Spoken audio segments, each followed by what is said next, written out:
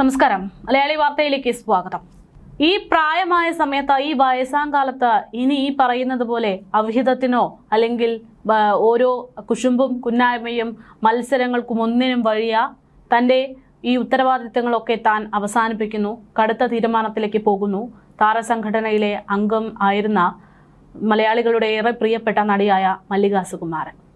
താരസംഘടനയായ അമ്മയിലെ ഭിന്നതകൾ, നാടകീയ സംഭവങ്ങളൊക്കെ വലിയ രീതിയിലേക്ക് എത്തുന്ന സാഹചര്യത്തിൽ ഇപ്പോഴിതാ മല്ലിക ആ കടുത്ത തീരുമാനത്തിലേക്ക് പോകുകയാണ്. നമുക്കറിയാം, പല വിഷയങ്ങളിലും പല പ്രമുഖരും തൻ്റെ നിലനിൽപ്പിനെ ചിന്തിച്ചുകൊണ്ട് ആലോചിച്ചുകൊണ്ട് നിലപാടെടുക്കാൻ മടിക്കുമ്പോൾ അവിടെയൊന്നും യാതൊരു മടിയും കൂടാതെ കൃത്യമായിട്ട് നിലപാട് അറിയിച്ചുകൊണ്ട് കൃത്യമായിട്ടുള്ള പോയിന്റ് പറയുന്ന ഒരാളാണ് മല്ലിക സുകുമാരൻ.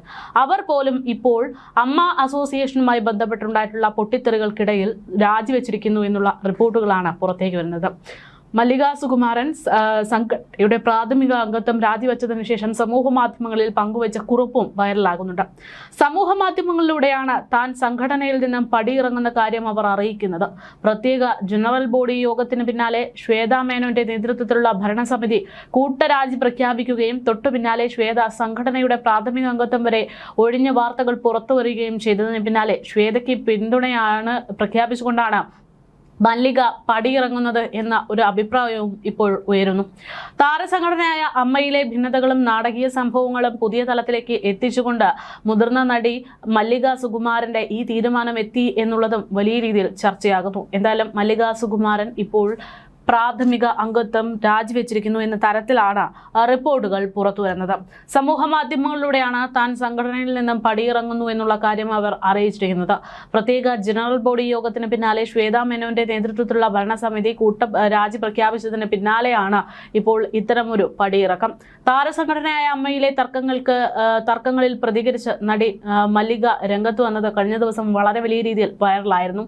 സംഘടനയുടെ പ്രാഥമിക അംഗത്വത്തിൽ നിന്ന് രാജിവെച്ച ശേഷം സോഷ്യൽ മീഡിയയിൽ പങ്കുവച്ച നീണ്ട കുറിപ്പും അതിരൂക്ഷ വിമർശനങ്ങളിലൂടെയാണ് കടന്നുപോയിരിക്കുന്നത്. മലയാള സിനിമയ്ക്ക് സർക്കാർ വ്യവസായ പദവി നൽകിയ സമയത്ത് ആ സുവർണാവസരം അമ്മ സംഘടന ഉപയോഗിച്ചില്ല എന്നുള്ള കുറ്റപ്പെടുത്തലടക്കം ആണ് തുറന്നു പറയുന്നത്. ഈ ബജറ്റ് നമുക്ക് എങ്ങനെ പ്രയോജനപ്പെടുത്താം എന്നത് ആവേണ്ടിയിരുന്ന ഒരു ചർച്ചയായിരുന്നു കഴിഞ്ഞ ദിവസത്തേതെങ്കിലും അവിടെ നടന്നത് സംഘടനാ ജനറൽ ബോഡിയുടെ അജണ്ട അതായിരുന്നുവെങ്കിലും അതിന് നേർ വിപരീതമായിട്ടുള്ള കാര്യമാണെന്ന് മല്ലിക സുകുമാരൻ ചൂണ്ടിക്കാണിക്കുന്നു. അത്തരം ഒരു ചർച്ചയ്ക്ക് പകരം യോഗം മാറിയത് മോശം പെരുമാറ്റങ്ങളെക്കുറിച്ചും വ്യക്തിപരമായ തർക്കങ്ങളെക്കുറിച്ചും വ്യക്തികളുടെ പ്രതിച്ഛായകളെക്കുറിച്ചുമുള്ള പരസ്യമായ പോരുകളിലേക്കാണ് എന്നുള്ളതാണ്.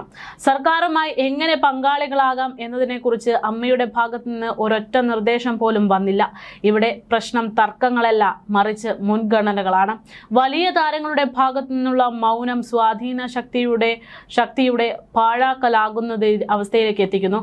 മോഹൻലാലും മമ്മൂട്ടിയും സംസാരിക്കുമ്പോൾ സർക്കാർ അത് കേൾക്കും. വ്യവസായ പദവി എന്നത് ഒരു ട്രോഫി അല്ല, അതൊരു ഉത്തരവാദിത്തമാണ്. ഭൂമിയും വായ്പകളും കൊണ്ട് മാത്രം സംസ്കാരം നന്നാകില്ല, അതിന് നേതൃത്വ ഗുണമുള്ളവർ കൂടെ വേണം. കേരളം സിനിമയ്ക്ക് ഫാക്ടറിയുടെ താക്കോൽ കൈമാറിക്കഴിഞ്ഞു എന്ന അവസ്ഥയിലായിരുന്നു കാര്യങ്ങൾ. പക്ഷേ അമ്മ ഇപ്പോഴും പാർക്കിംഗ് ലോട്ടിലിട്ട് അതിനുവേണ്ടി വഴക്കിടുന്ന അവസ്ഥയിലാണ് എന്ന് മല്ലിക സുകുമാരൻ കുറ്റപ്പെടുത്തുന്നു.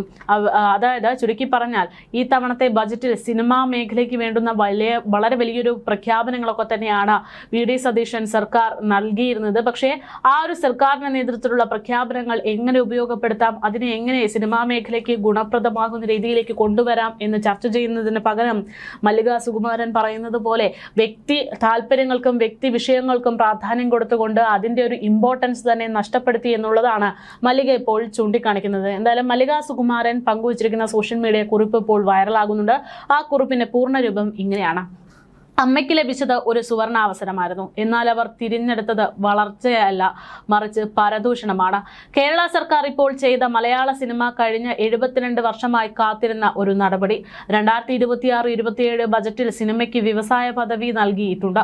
കുറഞ്ഞ നിരക്കിൽ ഭൂമി, വ്യവസായ അധിഷ്ഠിത വൈദ്യുതി നിരക്ക്, KSRTC വായ്പകൾ, ഉയർന്ന സബ്സിഡി, പ്ലസ് സ്ത്രീകൾ നയിക്കുന്ന ചിത്രങ്ങൾക്ക് അധിക ആനുകൂല്യങ്ങൾ, VFX പാർക്കുകൾ. ഇതൊരു വെറും ആനുകൂല്യങ്ങളുടെ പട്ടിക മാത്രമായി എളുപ്പമായിരുന്നില്ല. കേരളത്തെ ഒരു സമ്പൂർണ്ണ സിനിമ ഹബ്ബാക്കി മാറ്റാനുള്ള ഒരു ബ്ലൂ പ്രിന്റ് ആയിരുന്നു ഈ രൂപരേഖ. ഒരു ബ്ലൂ പ്രിന്റ് ആയിരുന്നു ഇത്. 50,000 തൊഴിലവസരങ്ങളും 5,000 കോടി രൂപയുടെ നിക്ഷേപങ്ങളുമാണ് ഇതിലൂടെ ലക്ഷ്യമിട്ടിരുന്നത്. പക്ഷേ എല്ലാം കളഞ്ഞു കുടിച്ചു. കഴിഞ്ഞ ദിവസത്തെ വാക്പോരും തർക്കങ്ങളും തമ്മിലിടിയും അതെല്ലാം കൊണ്ട് നശിപ്പിച്ചു. കഴിഞ്ഞ ദിവസം മലയാളത്തിലെ ഏറ്റവും വലിയ താരസംഘടനയായ അമ്മ യോഗം ചേർന്നു. യോഗത്തിന്റെ അജണ്ട ഇതായിരുന്നു: സ്റ്റുഡിയോകൾ നിർമ്മിക്കുന്നതിനും വനിതാ സാങ്കേതിക പ്രവർത്തകർക്ക് പരിശീലനം നൽകുന്നതിനും അന്യസംസ്ഥാനങ്ങളിലേക്കുള്ള ചിത്രീകരണം തടയുന്നതിനും ഈ ബജറ്റ് നമുക്ക് എങ്ങനെ പ്രയോജനപ്പെടുത്താം എന്നുള്ളത് പ്രധാനപ്പെട്ടത്. എന്നാൽ ഇതിനു പകരം യോഗം മാറിയത് മോശം പെരുമാറ്റങ്ങളെക്കുറിച്ചും വ്യക്തിപരമായിട്ടുള്ള തർക്കങ്ങളെക്കുറിച്ചും വ്യക്തി പ്രതിച്ഛായയെക്കുറിച്ചുമുള്ള പരസ്യമായ പോരുകളിലേക്കാണ്.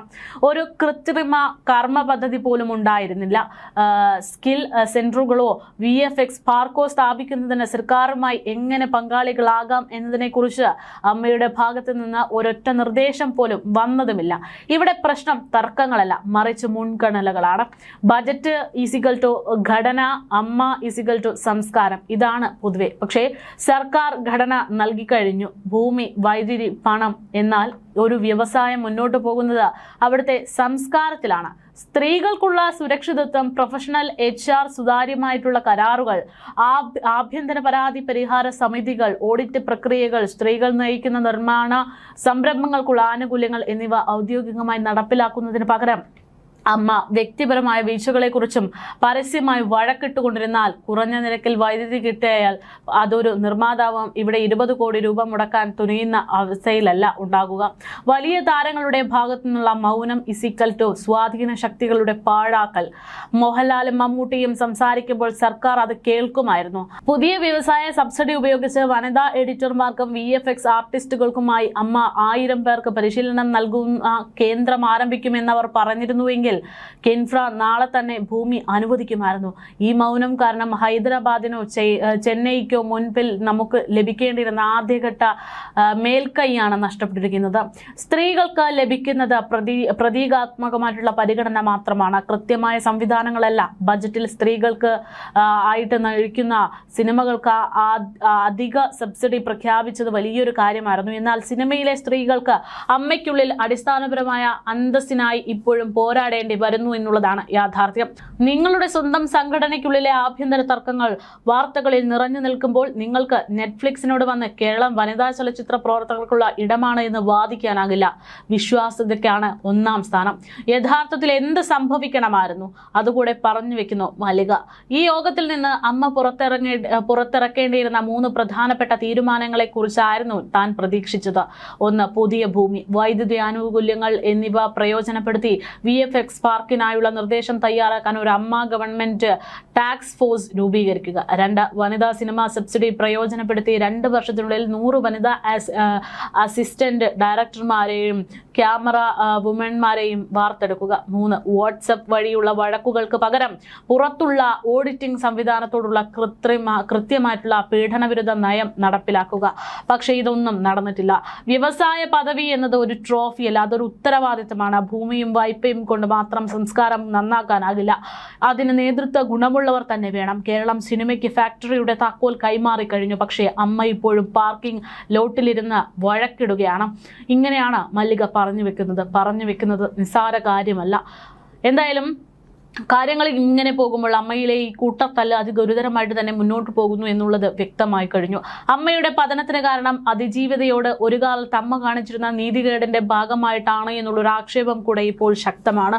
അതിജീവിതയെ തിരിച്ചു കൊണ്ടുവരും എന്നുള്ള പ്രഖ്യാപനമൊക്കെ ആയിരുന്നു ചരിത്രത്തിൽ തന്നെ ആദ്യമായിട്ട് അമ്മയ്ക്കൊരു വനിതാ സെക്രട്ടറി എന്നുള്ള തരത്തിലേക്ക് ഒരു ലീഡ് വന്ന സമയത്ത് പ്രഖ്യാപിച്ചത്. പക്ഷെ അതൊക്കെ വെറും പ്രഖ്യാപനങ്ങൾ മാത്രമായി ഒതുങ്ങിയപ്പോൾ അന്ന് അവളോട് കാണിച്ച നീതികേട് അത് ഒന്നുകൂടെ ആവർത്തിച്ചു എന്ന തരത്തിലും സംസാരമായിട്ടുണ്ട്. ഇതൊക്കെ തന്നെയാണ് അൻസിബ വഴി ഉണ്ടായിട്ടുള്ള പ്രശ്നങ്ങൾക്കൊക്കെ തുടക്കം കുറിച്ചത് എന്നുള്ള ആക്ഷേപവും നിലവിലുണ്ട്. എന്തായാലും ഇത്തരത്തിൽ അമ്മയിൽ വലിയ പൊട്ടിത്തെറികൾ ഉണ്ടായി എന്നുള്ള കാര്യത്തിൽ ഒരു വ്യക്തത വന്നു കഴിഞ്ഞു. അതേസമയം ഭരണസമിതിയുടെ രാജിവെച്ച സാഹചര്യത്തിൽ സാഹചര്യത്തിൽ തെരഞ്ഞെടുപ്പ് വരെ അമ്മയെ നയിക്കാൻ വേണ്ടി അഡ്ഹോക് കമ്മിറ്റിയെ തിരഞ്ഞെടുത്തിരിക്കുന്നു എന്നുള്ള റിപ്പോർട്ടുകളും പുറത്തു വന്നിട്ടുണ്ട്. MLA ആയിട്ടുള്ള രമേശ് പിഷാരടിയാണ് അഡ്ഹോക് കമ്മിറ്റിയെ നയിക്കുന്നതെന്നാണ് സൂചന. മുൻ മന്ത്രി ഗണേഷ് കുമാറും കമ്മിറ്റിയിൽ ഉണ്ടായേക്കും. ജഗദീഷിന്റെ നേതൃത്വത്തിൽ നടത്തിയ ചർച്ചകൾക്കൊടുവിലാണ് പിഷാരടിയെ അഡ്ഹോക് കമ്മിറ്റിയുടെ അധ്യക്ഷനായിട്ട് തിരഞ്ഞെടുത്തിരിക്കുന്നത്. 4 മാസം അഡ്ഹോക് കമ്മിറ്റിയുടെ കാലാവധി. പിന്നീട് പുതിയ ഭരണസമിതിയെ കണ്ടെത്താനുള്ള തിരഞ്ഞെടുപ്പ് നടത്തിയേക്കും.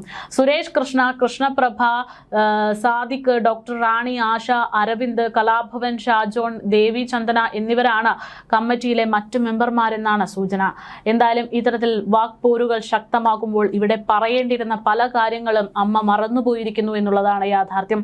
VD സർക്കാർ ആദ്യമായിട്ടൊരു വലിയ അവസരം സിനിമാ മേഖലയ്ക്ക് വേണ്ടി തുറന്നു നൽകിയപ്പോൾ പോലും അതിനെ കൃത്യമായി പ്രയോജനപ്പെടുത്താതെ വ്യക്തിപരമായിട്ടുള്ള താല്പര്യങ്ങൾക്കും വ്യക്തി ആവശ്യങ്ങൾക്കും വേണ്ടിയുള്ള സംസാരങ്ങൾ മാത്രമായി മാറിയതോടെ, അതിലൊതുങ്ങിയതോടെ സിനിമാ മേഖലയ്ക്ക് വലിയ തിരിച്ചടിയായി മാറിയിട്ടുണ്ട് എന്നുള്ള കാര്യമാണ് ഇപ്പോൾ അമ്മയിലെ പൊട്ടിത്തെറിയുമായി ബന്ധപ്പെട്ട വിശദീകരണങ്ങൾ പുറത്തേക്ക് വരുന്നത്. എന്തായാലും അമ്മയിലെ പൊട്ടിത്തെറികൾ വലിയ പ്രമുഖർ, ലക്ഷ്മിപ്രിയ അടക്കമുള്ള നിരവധി ആളുകൾ അമ്മയിൽ നിന്ന് കൂട്ടരാജിവെച്ച് പുറത്തു പോകുന്ന കാഴ്ചകളാണ് നമ്മൾ കണ്ടുകൊണ്ടിരിക്കുന്നത്.